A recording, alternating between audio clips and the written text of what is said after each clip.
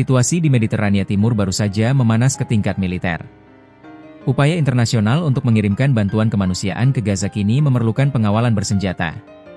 Menyusul serangan drone yang mengkhawatirkan terhadap armada kapal sipil, Perdana Menteri Spanyol Pedro Sánchez mengumumkan bahwa negaranya akan bergabung dengan Italia mengirimkan kapal perang untuk melindungi armada bantuan tersebut.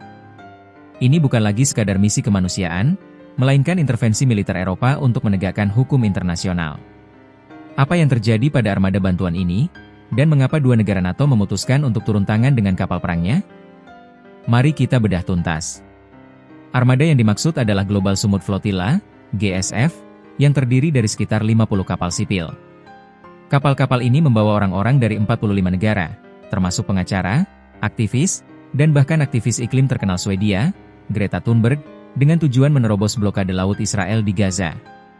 Serangan terjadi di perairan internasional, sekitar 56 km, 30 mil laut, dari Pulau Gavdos, Yunani. Juru bicara armada, Marikaitis Tassino, mengonfirmasi bahwa kapal-kapal tersebut diserang oleh 12 pesawat tanpa awak atau drone. Greta Thunberg sendiri pada hari Senin lalu mengatakan kepada Reuters bahwa drone terbang di atas kapal mereka setiap malam. Meskipun dalam risiko, Thunberg menegaskan komitmen mereka, misi ini tentang Gaza, bukan tentang kami. Dan tidak ada risiko yang dapat kami ambil yang bisa mendekati risiko yang dihadapi warga Palestina setiap hari. Serangan drone tersebut menjadi pemicu bagi intervensi militer Eropa. PM Spanyol Pedro Sánchez, yang menghadiri sidang umum PBB di New York, secara tegas mengumumkan langkah negaranya. Besok kami akan mengirimkan kapal angkatan laut dari Cartagena dengan semua sumber daya yang diperlukan untuk membantu armada dan melakukan operasi penyelamatan, ujar Sánchez. Keputusan ini diambil setelah Italia lebih dulu mengumumkan langkah serupa. Sánchez menekankan bahwa ini adalah masalah penegakan hukum dan kedaulatan warga negara.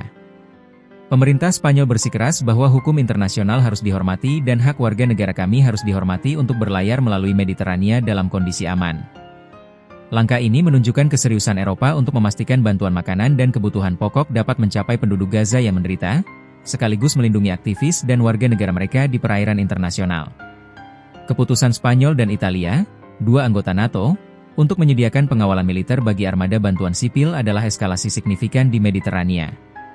Aksi ini mengubah misi kemanusiaan menjadi isu keamanan nasional Eropa.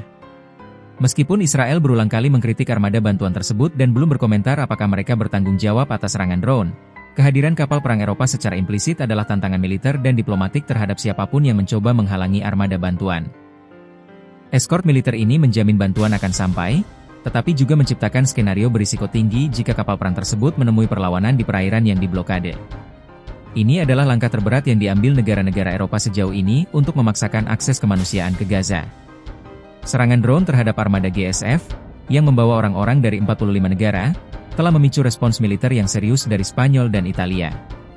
Pengiriman kapal perang ini adalah pernyataan yang tidak bisa disalahpahami. Eropa siap menggunakan kekuatan untuk melindungi jalur bantuan dan menegakkan hukum internasional. Langkah ini menegaskan keparahan krisis kemanusiaan di Gaza dan tekanan yang dihadapi negara-negara Barat untuk bertindak lebih tegas.